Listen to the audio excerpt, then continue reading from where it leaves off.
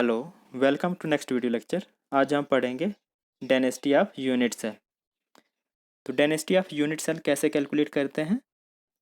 Consider करते हैं एक cubic unit cell. Suppose A be the edge length of unit cell, rho be the density of solid substance and m is the molar mass of that substance. तो cubic unit cell होता क्या है ये हमने पढ़ा है पिछली video में, आप देख सकते हैं unit cell and crystal systems में। तो क्यूब जो होता है, क्यूब में क्या होता है, A is equal to B is equal to C, mean length is equal to breadth is equal to height, ये इक्वल होते हैं। और angle alpha is equal to beta is equal to gamma equal to 90 degree. तो angle जो होते हैं वो तीनों के तीनों इक्वल होते हैं और 90 डिग्री के इक्वल होते हैं। ये था क्यूबिक यूनिट सेल। और डेंसिटी को डिनोट करते हैं हम रो से। Rho is equal to mass divided by volume, ये फार्मूला है डेंसिटी का। तो डेंसिटी कैलकुलेट करने के लिए क्या करना हमने, मास ऑफ यूनिट सेल निकालना और दूसरा mass of volume of unit cell. ये दो पैरामीटर चाहिए।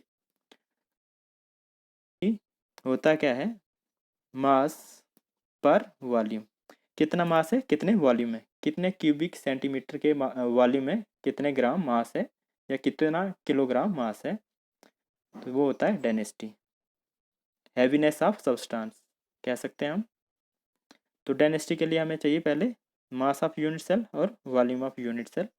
तो वॉल्यूम ऑफ यूनिट सेल हमने पिछली वीडियो में भी कैलकुलेट किया है, मैंने बताया था। वॉल्यूम ऑफ क्यूब जो होता है is equal to side cube, side का क्यूब। तो साइड यहाँ पे हमने यूनिट सेल की लेट की है ए, देख सकते हैं all sides are equal denoted by A, side का क्यूब। तो यहाँ पे साइड क्या है ए, तो volume of cubic unit cell क्या हो जाएगा ए क्यूब। तो ये मिल गया हमें वॉल्यूम। अब हमें चाहिए मास ऑफ यूनिट सेल। वो कैसे कैलकुलेट करते हैं, तो एक यूनिट सेल में मास कैसे निकालते हैं, mass of unit cell is equal to number of atoms in a unit cell multiplied by mass of each atom. तो एक यूनिट सेल में कितने नंबर ऑफ एटम्स हैं और मास, हर एक एटम का कितना मास है।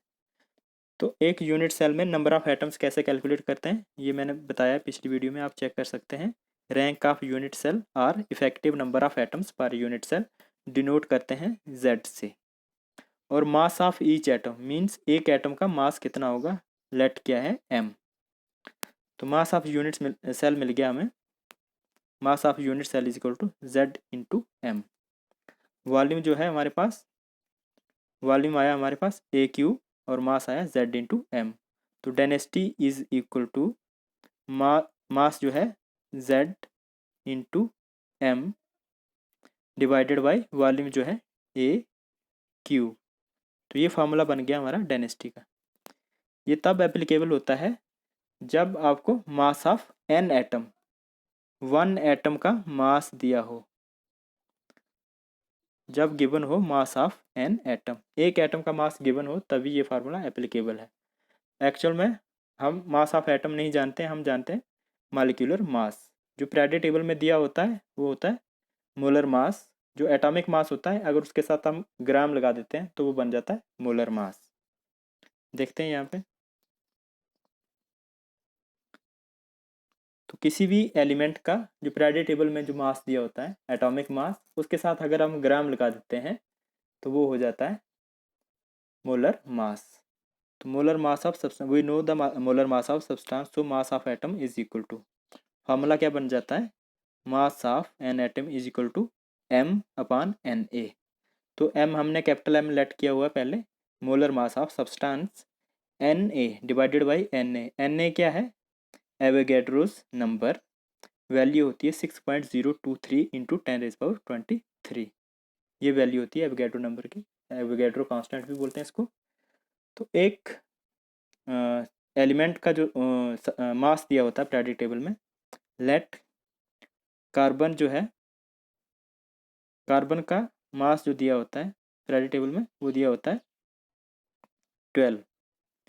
12 AMU यूनिफाइड मास। इसका मतलब क्या है, जब हम 12 के साथ G लगा देते हैं, ग्राम लगा देते हैं, तो ये हो गया मास एटॉमिक मास नहीं बना, अब ये हुआ molar mass. Molar mass of carbon is equal to 12 gram, क्योंकि इसका एटॉमिक मास क्या होता है कार्बन का, 12 ग्राम। तो इसके साथ 12 AMU, और जब ग्राम लगा दिया तो ये बन गया मोलर मास। तो मोलर मास वो होता है, मीन्स 12 ग्राम कार्बन के अंदर कितने एटम्स हैं, वो होते हैं 6.023 इंटू 10⁻23। ये 11th की वीडियो में आप देख सकते हैं, मोल कंसेप्ट में मैंने पढ़ाया है। 12 ग्राम कार्बन एटम में 6.03 इंटू 10⁻23 एटम्स होंगे, क्योंकि एटम बहुत स्मॉल है, इंडिविजिबल है, उसका वेट हम नहीं निकाल सकते ना इतना इजी ग्राम में। तो हम मिल लेते हैं मोलर मास। तो एक मोल सब्सटेंस में कितने एटम्स होते हैं, मीन्स 12 ग्राम कार्बन एटम में कितने ग्राम कार्बन में कितने एटम होंगे, 6.023 इंटू 10⁻23। इसी तरह ऑक्सीजन जो है, ऑक्सीजन का मॉलिक्यूलर मास जो होता है, एटॉमिक मास होता है 16 AMU। अगर हम 16 के साथ ग्राम लगा देते हैं, mean 16 gram of oxygen contain 6.023 into 10⁻23 atoms, oxygen atom. इसी तरह से कोई भी एलिमेंट है, उसका जो एटॉमिक मास है वो MU में होता है। अगर उसके साथ हम ग्राम लगाते हैं, मतलब उस सब्सटेंस को उसके एटॉमिक मास के इक्वल ग्राम में लेंगे, तो वो होगा उसका मोलर मास। तो ऑक्सीजन का एटॉमिक नंबर है 8, एटॉमिक मास है 16। 16 gram of oxygen contain 6.023 into 10⁻23 atoms. तो एक एटम का मास निकालना है अब। तो एक एटम का मास निकालना है, मीन्स एक मोल में कितने एटम्स होते हैं, 6.023 इंटू 10⁻23। तो मोलर मास को डिवाइड करेंगे हम एवोगैड्रो नंबर से, तो हमें एक एटम का मास मिल जाएगा। एक एटम का मास मिलेगा जब उसके मोलर मास को डिवाइड करेंगे एवोगैड्रो नंबर में से। तो ऑक्सीजन जो है 16 ग्राम डिवाइड करेंगे 6.023 इंटू 10⁻23, तो हमें मिल जाएगा एक ऑक्सीजन एटम का मास। तो इस तरह से देखते हैं नेक्स्ट। तो अब पुट करते हैं मास ऑफ यूनिट सेल जो है Z इंटू M। तो हम क्या जानते हैं, मोलर मास ऑफ सब्सटेंस, तो हम M की जगह पुट कर देते हैं, ये put this in the value of M in mass of unit cell. तो क्या आता है हमारे पास mass, ZM divided by Na। ये न्यू मास आ गया यूनिट सेल का in terms of molar mass. अब जो है डेंसिटी का फार्मूला क्या बनता है, density of unit cell is equal to mass of unit cell divided by volume of unit cell. तो मास ऑफ यूनिट सेल जो आया हमारे पास ये है ZM/Na। तो ZM/Na ये जो है मास ऑफ यूनिट सेल है। तो वॉल्यूम से डिवाइड करना है, तो वॉल्यूम हमारे पास क्या आया था, AQ, तो हमने इसको डिवाइड कर दिया AQ से। तो नया फार्मूला जो बना डेंसिटी का वो बना rho is equal to ZM divided by Na³। तो पहला फार्मूला हमने पढ़ा था Z is equal to rho is equal to ZM/AQ। ये फार्मूला जो है इतना ज़्यादा यूज़ नहीं होता है, ज़्यादातर यही यूज़ होता है, रो इज इक्वल टू ZM/Na³, क्योंकि एटम का मास नहीं दिया होता है, ना ही हमें पता होता है। जब ऐसे एलिमेंट का नाम दे देते हैं तो हमें उसका पता क्या होता है, एटॉमिक मास, उसके साथ ग्राम लगा देते हैं तो वो बन जाता है मोलर मास। तो उससे हम कैलकुलेट कर सकते हैं, मोस्टली ऐसे कैलकुलेट करेंगे न्यूमेरिकल इसी फार्मूले से। लेकिन कुछ केसेस में, वेरी फ्यू केसेस में दिया होता है mass of an atom, given होता है मास ऑफ एन एटम, ये ध्यान रखना आपने, मास ऑफ एन एटम, एक एटम का मास दिया होता है, तब क्या करना आपने, ये फार्मूला यूज़ करना है। क्योंकि हमें क्या चाहिए होता है, एक एटम का मास। अगर नहीं दिया है मास ऑफ एन एटम, तब हमने मोलर मास लेना है और ये वाला फार्मूला लगाना है। मोस्टली यही यूज़ होता है न्यूमेरिकल में, कोई भी नीट का एग्ज़ाम है, कोई भी कम्पिटिटिव एग्ज़ाम है, JKCT है, तो ये फार्मूला अप्लाई करना है, इससे डेंसिटी निकालनी है आपने। सिर्फ ये ध्यान रखना है, जब मास of an atom, atomic mass दिया वो भी मोलर मास में ही होता है, उसके साथ ग्राम लगा सकते हैं, तो एटॉमिक मास को आपने एक एटम का मास नहीं मानना है।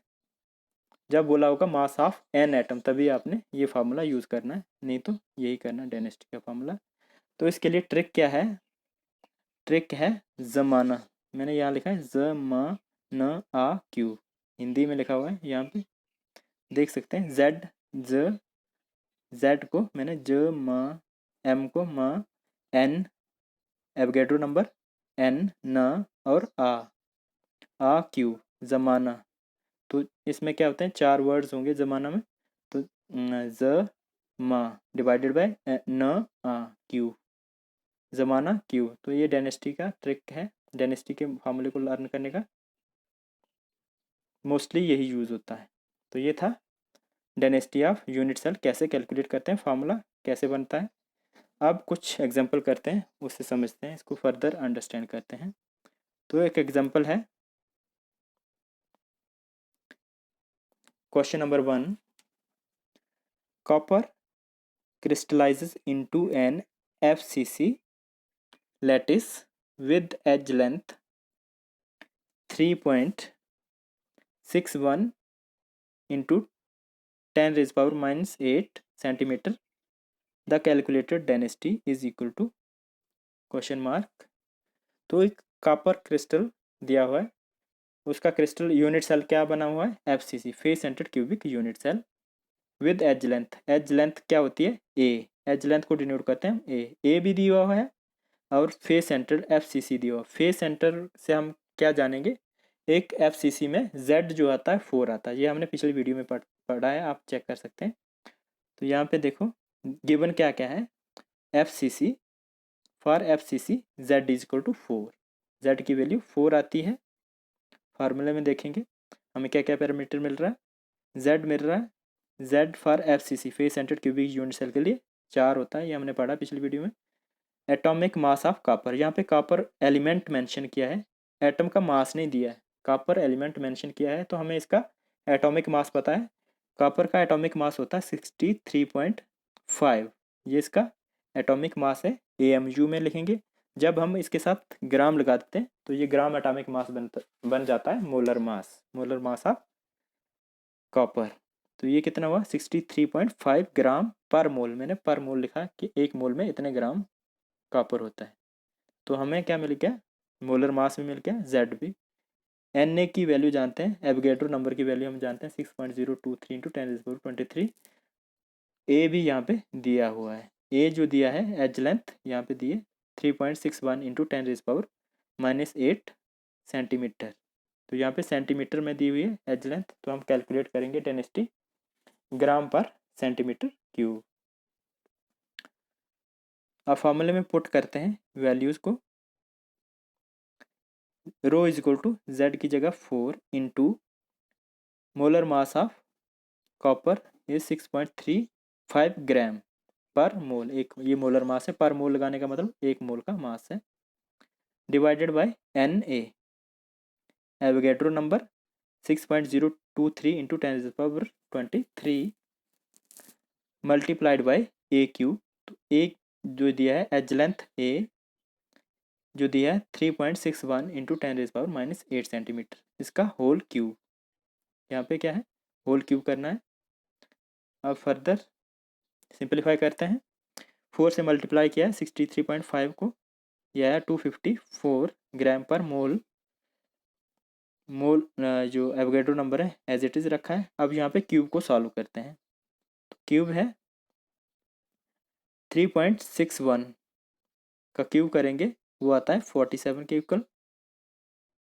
3.61 का क्यूब होल क्यूब है, तो यह आया 47। अब है इंटू 10⁻⁻8, 10⁻⁻8। तो ये कैसे होगा, इसको मैं बताता हूँ आपको।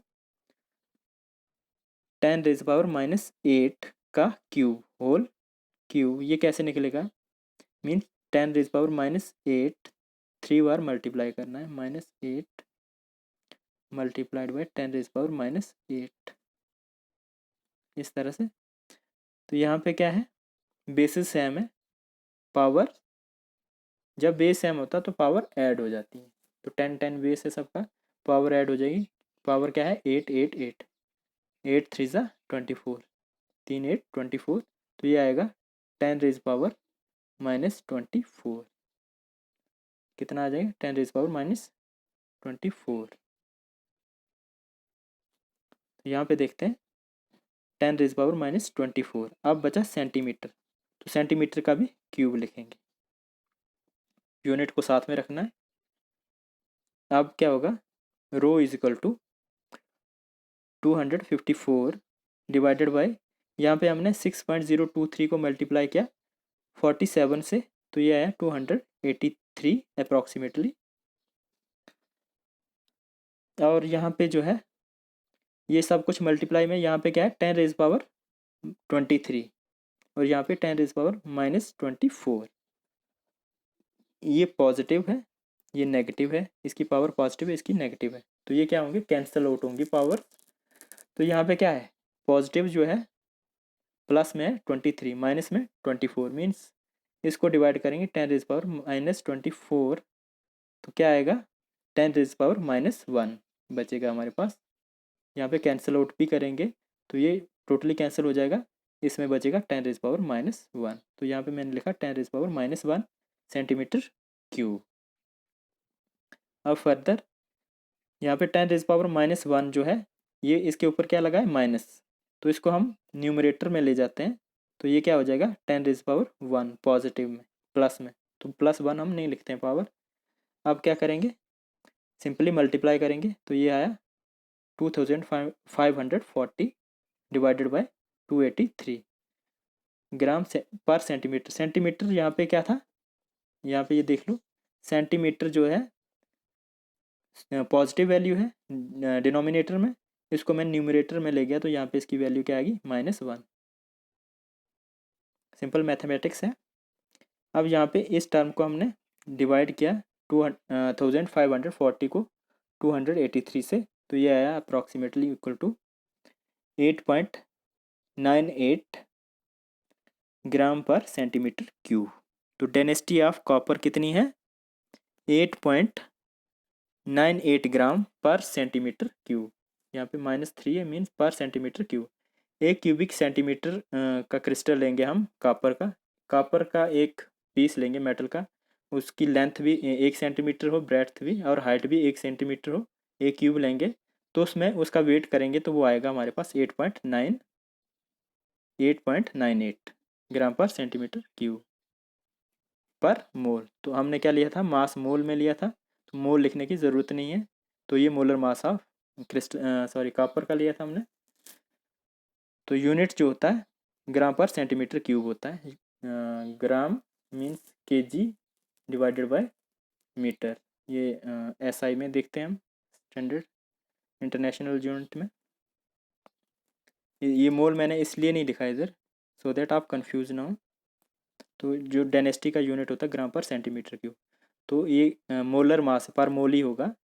एक कॉपर का पर मोल में कितना ग्राम ऑफ सब्सटेंस होता है? कॉपर होता है 8.98 ग्राम। Thank you. चैनल अगर आपने अभी तक सब्सक्राइब नहीं किया है तो आप सब्सक्राइब कर सकते हैं, बेल आइकन को प्रेस करें, सो दैट आपको जब भी नई वीडियो चढ़े तो नोटिफिकेशन मिलती रहे। अगर वीडियो अच्छी लगती है तो लाइक करें, शेयर भी करें अपने फ्रेंड्स के साथ, सो दैट ज़्यादा से ज़्यादा लोग बेनिफिट उठा सकें। Thank you.